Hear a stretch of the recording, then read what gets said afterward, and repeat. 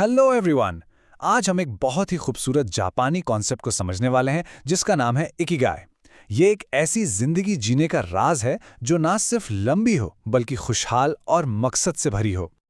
पर चलिए, इससे पहले कि हम आगे बढ़ें, मैं आपसे कुछ पूछना चाहता हूं। ईमानदारी से सोचिए, क्या आप अपनी जिंदगी से खुश हैं?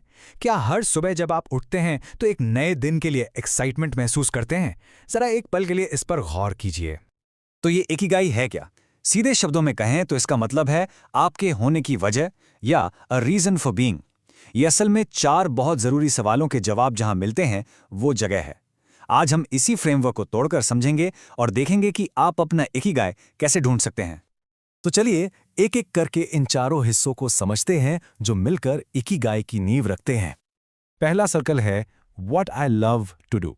सोचिए वो कौन सी चीजें हैं जो आप घंटों तक कर सकते हैं और आपको समय का पता भी नहीं चलता। ये आपकी हॉबीज हो सकती हैं, आपके पैशंस, वो काम जो आपको सच में अंदर से खुशी देते हैं।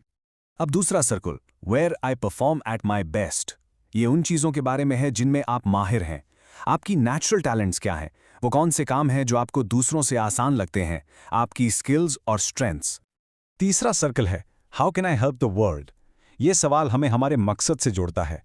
दुनिया को आपसे क्या चाहिए? आप अपनी कम्युनिटी, अपने आसपास के लोगों के लिए ऐसा क्या कर सकते हैं जिससे उनकी कोई जरूरत पूरी हो। और आखिर में चौथा और बहुत ही practical circle what brings me money. मतलब वो कौन सा काम है जिसके लिए आपको पैसे मिल सकते हैं ताकि आप अपनी जिंदगी की जरूरतें पूरी कर सकें।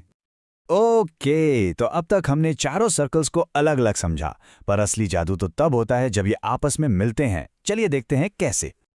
सोचिए, जब आप वो काम करते हैं जो आपको पसंद भी है और जिसमें आप अच्छे भी हैं, वही तो है आपका पैशन। जब ऐसा होता है तो आपको काम करने में मजा भी आता है और आप उसे बेहतर तरीके से कर भी पाते हैं। और जब आप वो करते हैं जो आपको पसंद है और साथ ही उससे दुनिया की कोई जरूरत भी पूरी हो रही है, तो वो बन जाता है आपका मिशन।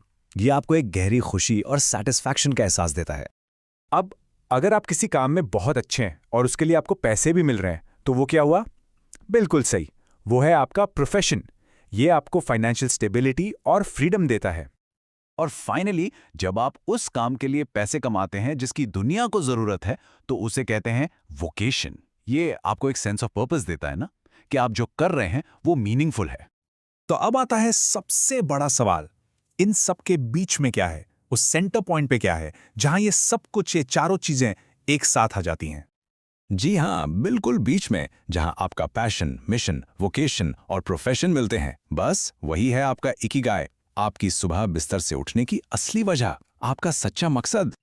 और जैसा कि इस कॉन्सेप्ट को पॉपुलर करने वाले ऑथर्स कहते हैं, हम सबका इकिगाई अलग हो सकता है, पर हम सब में एक बात कॉमन है कि हम सभी अपनी जिंदगी में एक मतलब, एक मीनिंग ढूंढ रहे हैं।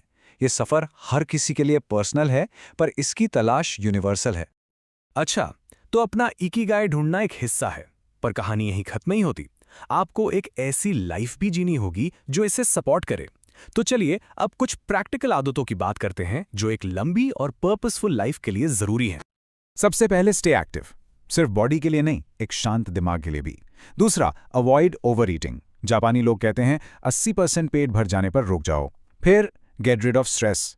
आज की भागदौड़ में थोड़ा रुकना, गहरी सांस लेना जरूरी है। और सबसे जरूरी, स्टे पॉजिटिव, क्योंकि आपका एटीट्यूड ही सब कुछ है।